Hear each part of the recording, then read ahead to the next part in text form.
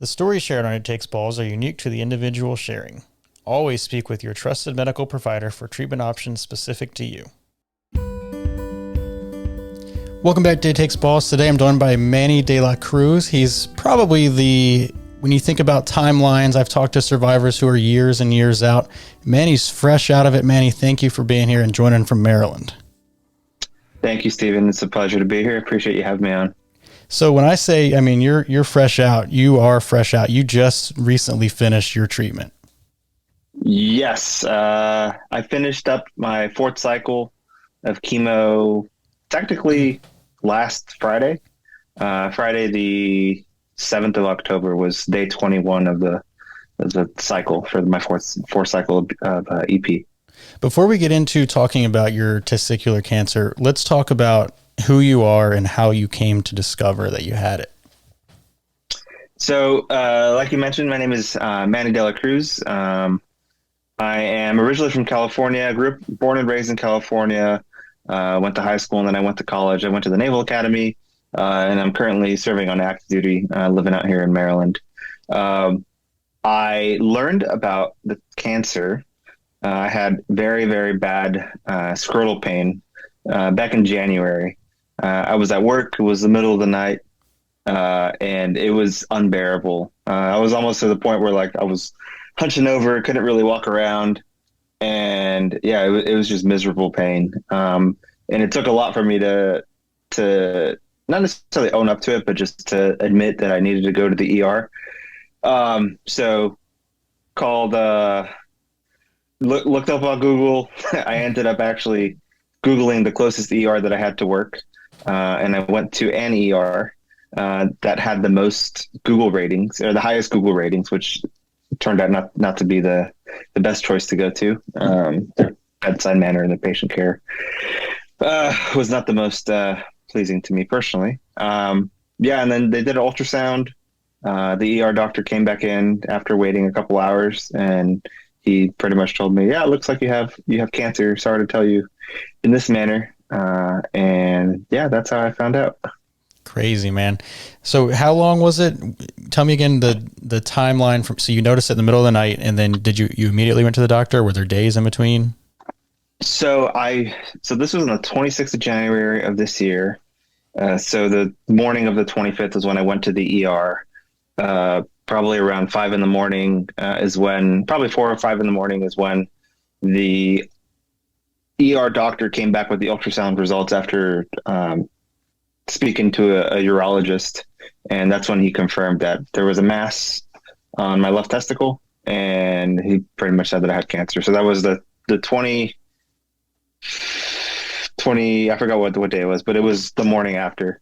And following that, I went to another hospital because I wanted to get a second opinion. I took the ultrasound results, and I pretty much had it confirmed by another urologic oncologist who saw the case and picked it up and pulled me in to his office and kind of just confirmed the news and broke the news to me that I had cancer, and these were the next steps that needed to happen. Where were you in your life at this time? I think in your submission you said you were just recently engaged. So not engaged at that point. I had been thinking about it for a while. I had asked for my now wife's hand in marriage from my father-in-law that Christmas, or during the New Year's Christmas time frame. So I had planning on popping the question, but January was before I had planned the engagement. I had actually planned the engagement for February 14th, which was about a week and a half after I had my orchiectomy. So that was an interesting time. I had it all planned. And I wasn't going to let it stop me. So I had plans. Nice. To execute. You went through with it still? Yes, I did. Nice. Can't beat that with a stick. No, it was interesting to plan. And there was a whole lot of other stuff going on as well during that time. When I got diagnosed, I was actually in escrow on my home. And the day that I had the confirmation from the oncologist was the same day that I closed on my house. So that was an interesting time. I signed all the closing documents in the morning, didn't get to see the house. And then I went straight to the hospital because I had an appointment later that afternoon. And then he, reconfirmed or broke the news again. And then finally made it back home to finish moving into my new home. Nice, dude. Yeah, that seems like it's the theme is it happens right when people are in the middle of things. How old are you? I don't know if we said that yet. I'm 30 years old. Okay. Yeah. So you're right in that age range of 15 to 44.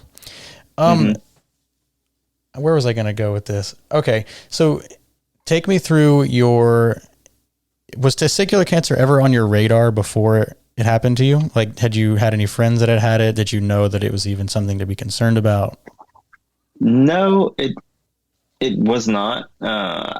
Personally did not know anybody with it. I do have a family history of cancer. My mother passed away a couple years back from a cancer. So that was pretty recent. So, I mean, I knew about it, not testicular cancer specifically, but I knew about cancer, what it can do to a family, what it can do to a support system, and just having to live through that process as a caregiver. Now it's just a different experience on the other side as hopefully a survivor, knock on wood, depending on how my next appointment goes with my oncologist. Oh, you got this. I'm sorry to hear about your mom too. How did this kind of emotionally play in? I mean, you talked about you were planning your engagement and you talked about with your mom, like the support system, your now wife. I mean, how did that kind of affect your relationship? It put a lot of things, not necessarily on the fast track, but we definitely got to know each other a lot better. And I think the way that my wife supported me throughout the entire process, just like my family did, really solidified that she's the person that I wanted to marry, or that I ended up marrying, or that I wanted to marry. So I guess you could say that it really did put things on the fast track, and it just kind of I was very certain after really the first surgery that like I'm making the right decision and going through with it. Now emotionally, it's honestly been a roller coaster over the past 9 months now at this point. Just ups and downs of everything that's going on, medically, personally, just in all facets of the life. Yeah. I mean, talk about your engagement, and you say not your wife. I mean, so you got married while being treated. Yes, we did. When I got diagnosed, I guess I was a big proponent of not letting this hinder me in what I had for goals personally, professionally, just in my life in general. Like I had, these New Year's resolutions that I had set out with that, just like everybody else, some of us only got through a portion of them. But I had various goals that I had set for myself. And I didn't want to let this define, this year or me, and stop me from what I was trying to do with my life or just progress in general. Awesome, dude. So, okay. So when you first heard the word cancer and testicular cancer had not been on your radar, what did that do to you? Oh man. I immediately at first, because of the experience that I had at the ER, I didn't believe the ER physician. And then it kind of sat with me, and I read the ultrasound report. And I did my own research because I like to do my own research.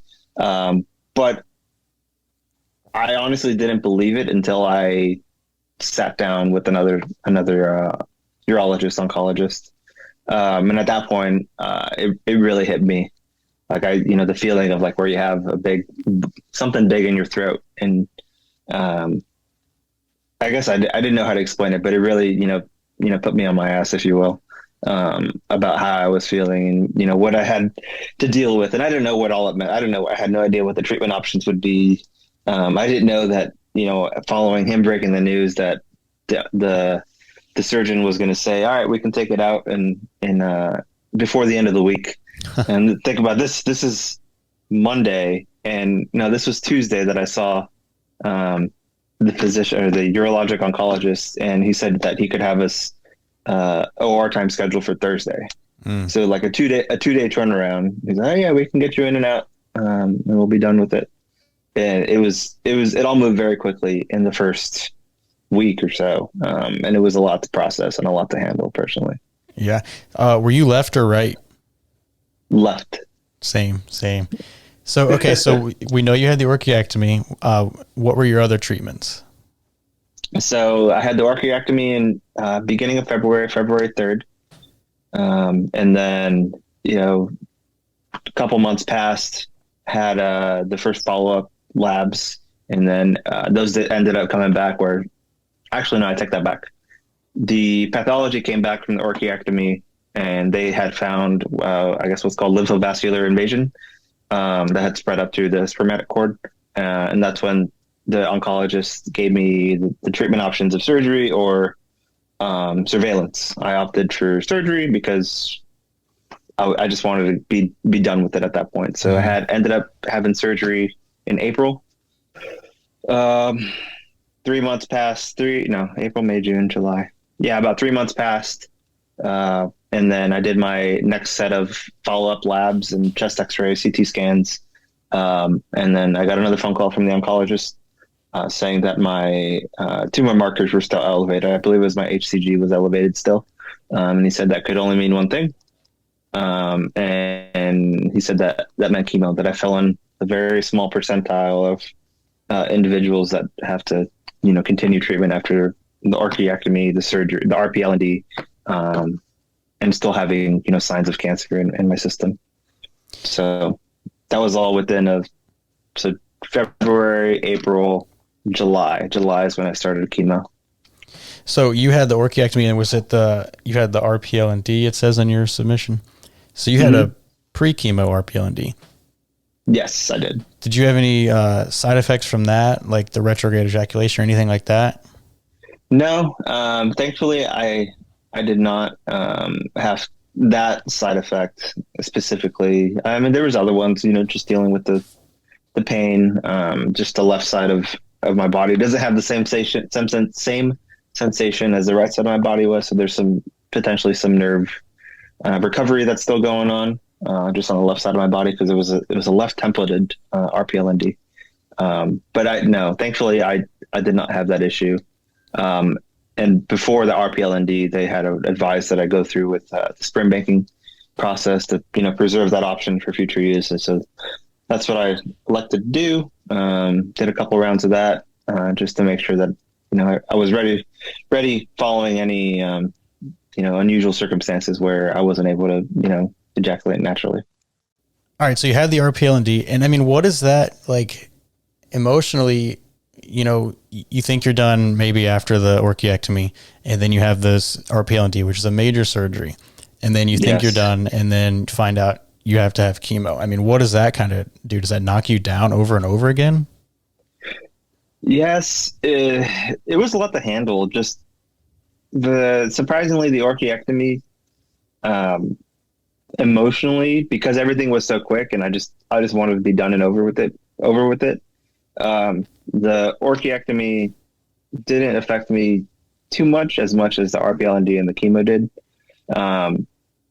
RPL&D is definitely a major surgery, and the recovery was a very long process. I'm normally a very fit person. I like to be outdoors. I like to exercise. I love mountain biking. I just love, I'm fit, or I try to be at least, and try to be healthy. But that definitely set me back a little bit, and it took a lot to get back into the swing of things. And just as I was trying to get back to my normal level of physical fitness, that's kind of like when they called me back and said, I got to go through chemo.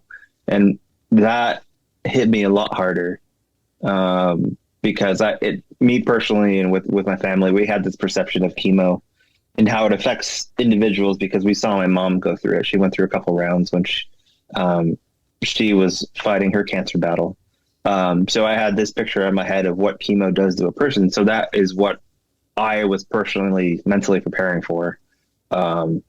So obviously she passed away, unfortunately. So that is what I was looking at, and, kind of aligning myself to prepare for emotionally, mentally, physically, me personally, and also prepare my wife to go through that as well.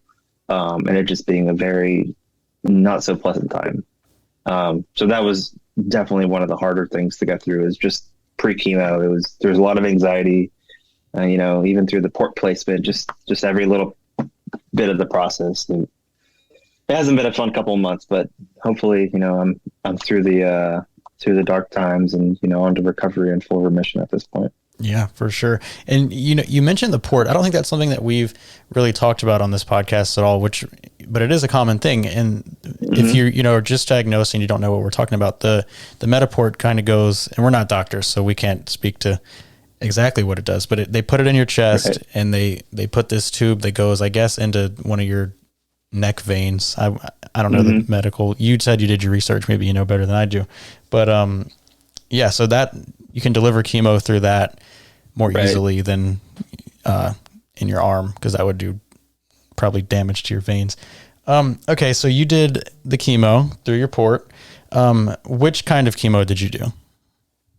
So initially the plan was for 3 cycles BEP, and that's bleomycin, etoposide, and cisplatin. So that started July 18th, I believe, middle of July timeframe. So I did all the pre-chemo tests, labs, baseline tests. I did an audiogram. I did a pulmonary function test. Everything came back, good.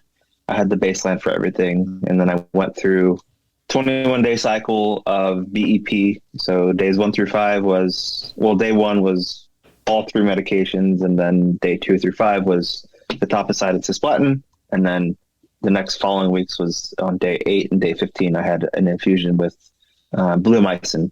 And then that third days 21 through, really day 18 through 21 was like my quote unquote recovery week. And it was during that time that I did my next set of labs. So I did another pulmonary function test. I did more labs to check my toxicity, and a couple of other tests. And it was when I did the pulmonary function test, they found that there was a significant, I don't know whether or not it was significant enough to my oncologist and the medical team that they ended up changing the treatment plan from BEP to EP. So that was an interesting time, because we also had a COVID scare here at home. So it was just a lot of stuff going on. Them refusing to do the pulmonary function test because I had on the screening form I said that I was in close contact with somebody that was pending a COVID test. So they didn't let me do the test, which not backtrack, but put the infusion schedule. It got it off schedule, so it kind of messed a couple of things up when I had to redo a couple of things. So that was the first cycle of BEP, and then they said because of that, I have to do 3 additional cycles of just EP, so etoposide and cisplatin. So that's what we ended up going with, and yeah. You mentioned being fit. Let's go back to the beginning. Working and mountain biking and all that. How much time did you have to take off of doing those things? And then I guess as you got into the chemo, maybe it slowed down. So before just any of like just the initial diagnosis, I was pretty active. I would, work out, if not every day during the week, to a couple of times during the week, but I guess just physical activity during chemo, it didn't happen very often because I was always very tired, or I was either nauseous, or I just didn't feel well, or I just either wasn't eating well. So I just didn't have a lot of energy. And it really took a lot out of me physically, where I wasn't as active as I would have liked. And potentially, just getting outside would have probably made me feel better. Some sunlight always makes somebody feel better to some extent, instead of being, stuck inside the house all the time. But I definitely wasn't as active as I would have liked. And, trying to regain that now after all the infusions, after all the treatment cycles. When you talk about it taking it out of you physically, and we mentioned at the beginning, you were kind of fresh out. Like for me being 3 years out, which soon you'll be and beyond. Mm-hmm. Yeah.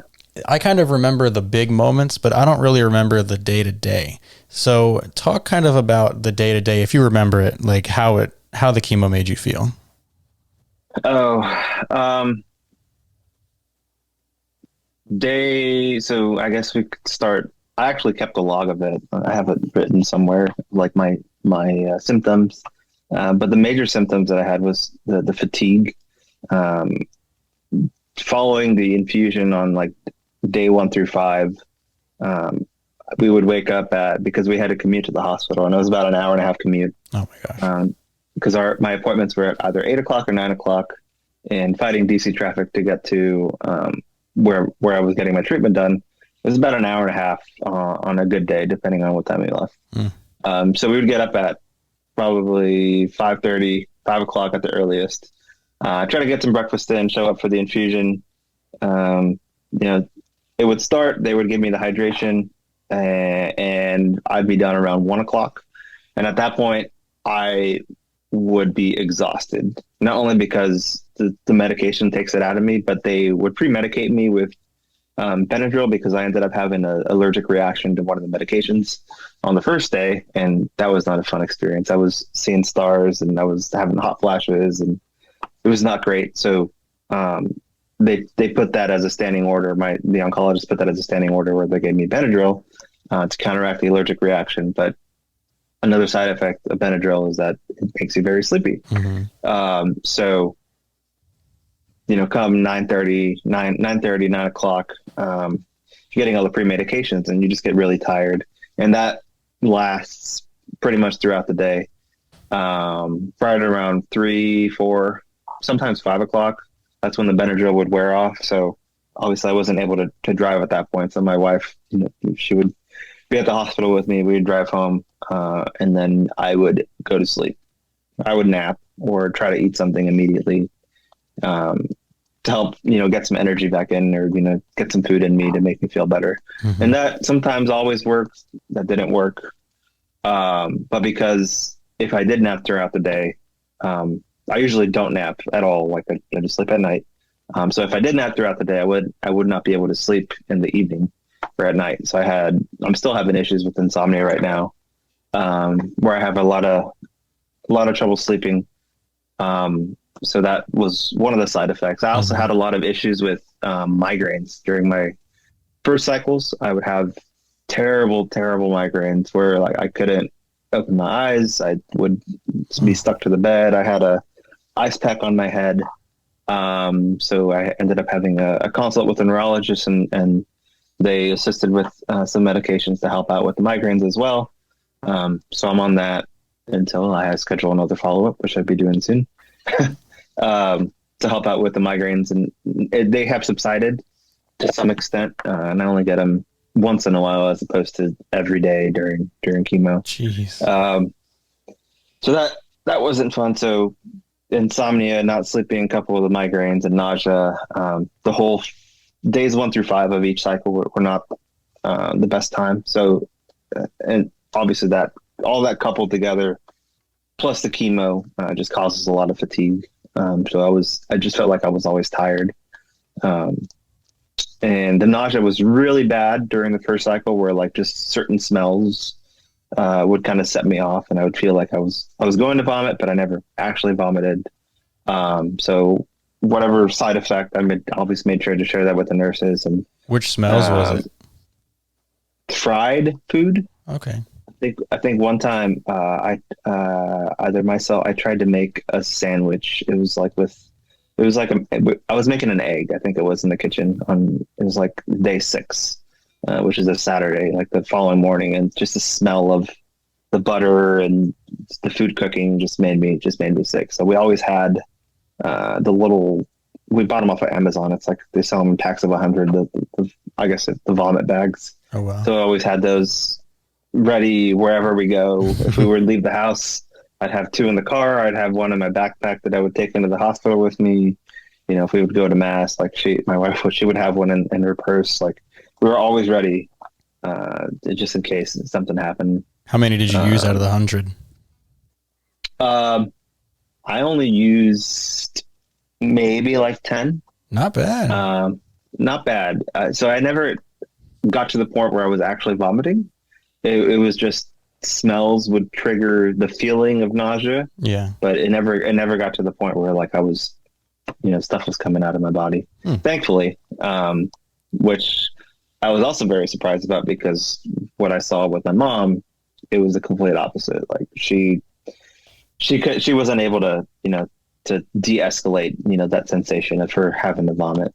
So she used them like clock. That's how we knew about them, is because we bought them for her. So once we knew I was going to do chemo, it's like, all right, we gotta order these things because they're going to come in handy. And they did, thankfully. Nice. All right. So I got you off track. You were talking about this, like how treatment made you feel. I think you got to, that's my fault. I got you off track. I think must have been day 6-ish, because you were talking about the smells. Mm-hmm.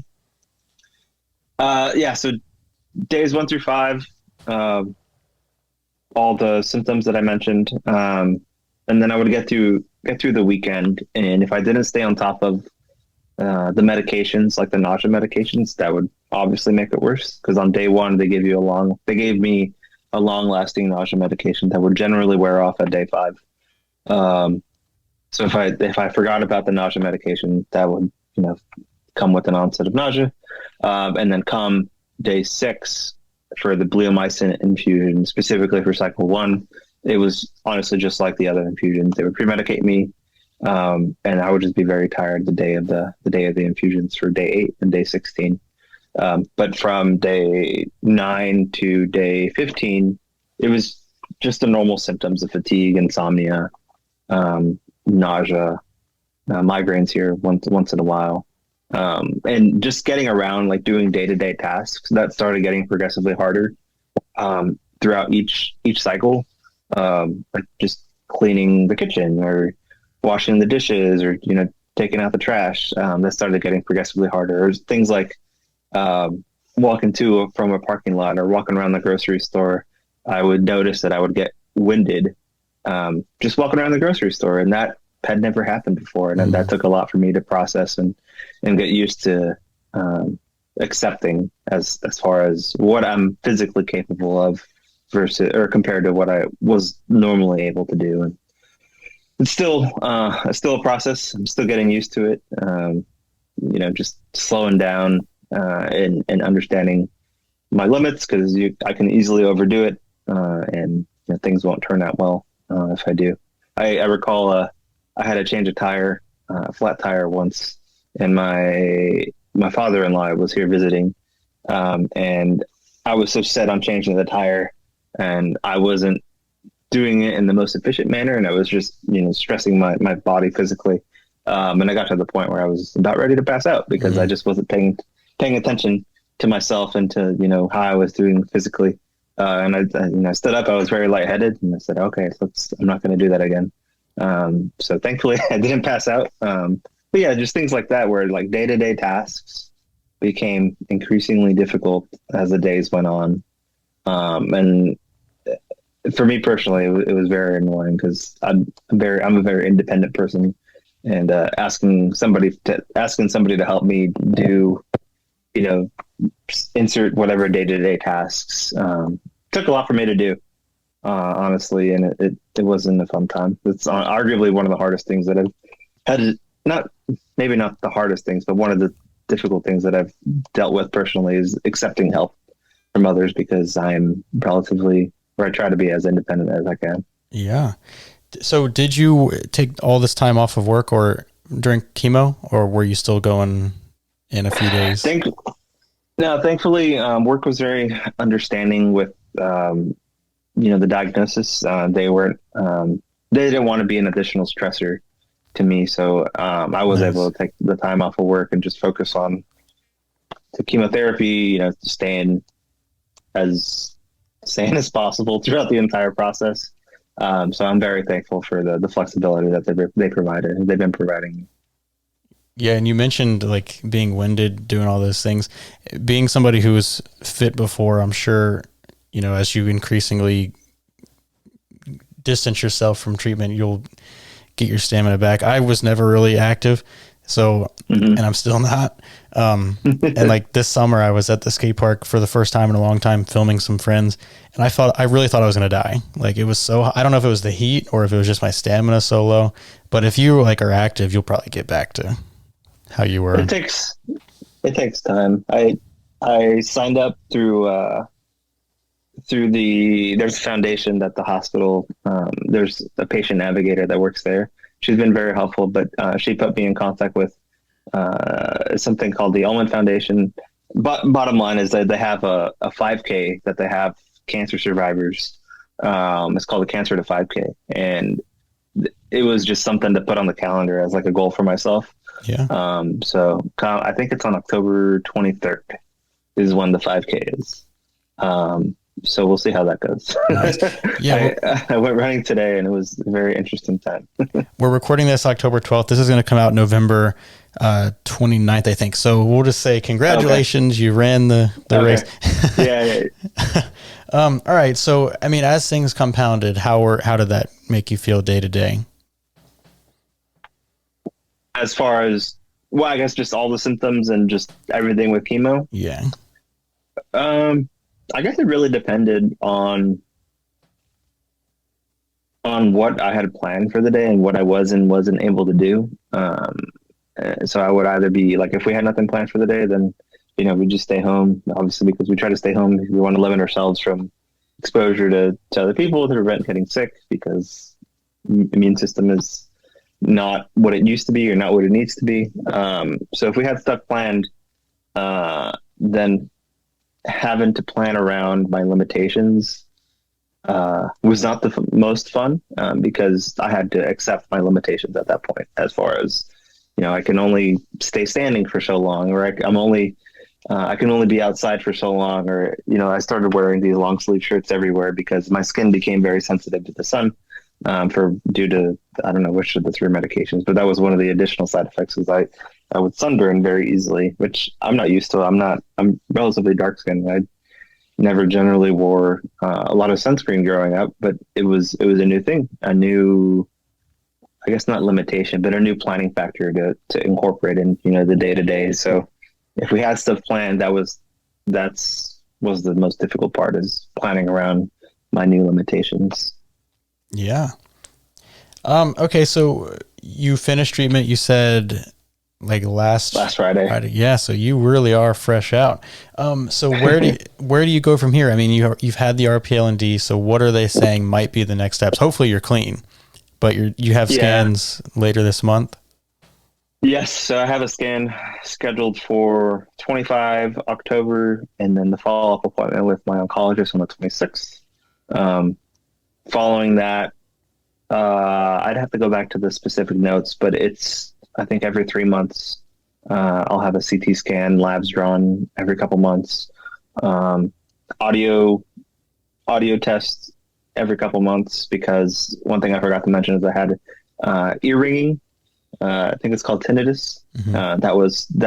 I had that start during cycle 1, and I still have it to this point. I just don't notice it as much. But that was documented as a known side effect to, I forgot which one of the medications it was. So I have that scheduled every so often, and then pulmonary function test, I have that scheduled as well for, I think it's every year up until 2020 something. So hoping for good news on the 26th of October, where they say, we got it all, because that was the goal, is complete, not removal. I don't know what the specific terminology is for what the goal of the chemo, because there's different goals that they set for different patients. So yeah, hopefully I'll be like you 3 years from now, and it's all in our rearview mirror, and we're just survivors at that point. Dang right. All right. So somebody who just got diagnosed, they're listening to this podcast because they searched testicular cancer and they came across this episode. What do you say to them? There is light at the end of the tunnel, for sure, regardless of what your treatment options are. And you will hear either the medical team or your nurses that say that testicular cancer is arguably the best cancer to get because it has the highest, chance of recovery. Everybody's different. Just know that, trust your medical team. Make sure you ask all the questions. Never feel like you have to go with, one person's opinion. And if you do, there's always, other resources that you can do your own research. There's patient navigators, other social workers that can help you out and point you in the directions of all sorts of resources where you can get all the answers to your questions before you do a surgery, before you start chemotherapy. That's what I would offer, is try to get all the questions answered as much as you can, because it's a long process depending on, the staging of what you may have. Great advice. Were you a big hair guy before chemo? I was. I had a full head of hair. It started falling out between between cycle 1 and cycle 2, and I got tired of seeing the hairline around, so I opted to shave the head and just keep it. It's slowly starting to grow back, but it's still splotchy. So until it fully grows back, I'm just going to keep shaving my head. Yeah. Well, by the time this episode comes out in a month and a half, you'll have a full head of hair. You'll have it down to your hips. I hope so. Not quite that, but it should be coming back by then. Is there anything else that you want to add that we didn't talk about? No, I think we covered a lot of the cancer experience. For anybody else that's listening, it's there's, like I said, there's light at the end of the tunnel.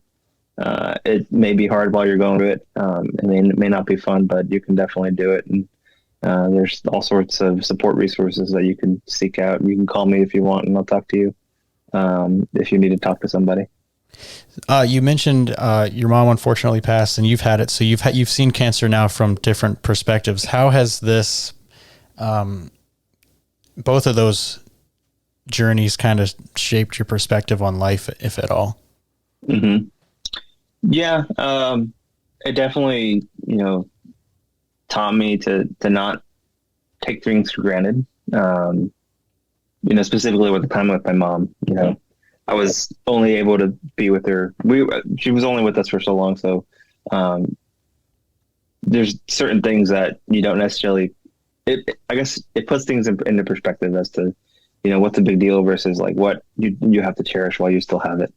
And having gone through it from, the caregiver side and as the patient side, I also understand that it's a lot for the caregiver. It was a lot for my wife, and I'm definitely very appreciative of the sacrifices that she has made, that my family has made, that her family has made throughout the process. So just as we're going through it as patients, it's a lot for them to see their loved one going through that and just getting, their body beat down from medications or, surgeries, and having to see somebody recover that they love so much. So that's another thing that I put into perspective, that is, because I saw it, like, it was a lot for me personally, having to see my mom go through it and pass from cancer.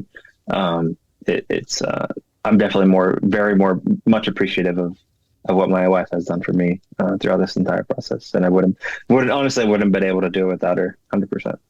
Shout out to all the caregivers. Is testicular cancer something that you kind of go around and tell all your friends about now, or? So initially it wasn't. I was honestly kind of embarrassed about it for whatever reason. I don't know why. Maybe because I had to admit that there was something wrong with me, or I'm not sure. But when I had the orchiectomy, I was embarrassed about it, and I refused to tell anybody about it. I kept, like, people that needed to know knew, my family, my wife.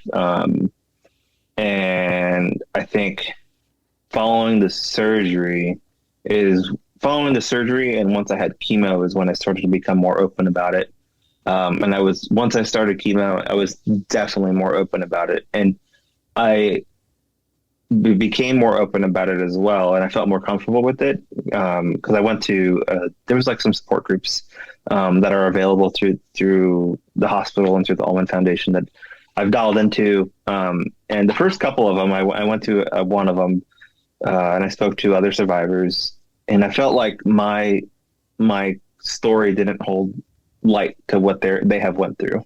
And then it really made me realize that everybody's journey is different. But I guess I felt more comfortable with it once I had to do chemo, because I felt like it sounds maybe morbid to say, and I don't know how to explain it, but I felt like I hit all the boxes of like, all right, well, had to do the orchiectomy. I had to do the RPLND. Now I had to do chemo. So I felt like I checked all the boxes of having to do chemo, and like, I guess the continuum of cancer treatment for testicular cancer, that I became more vocal about it.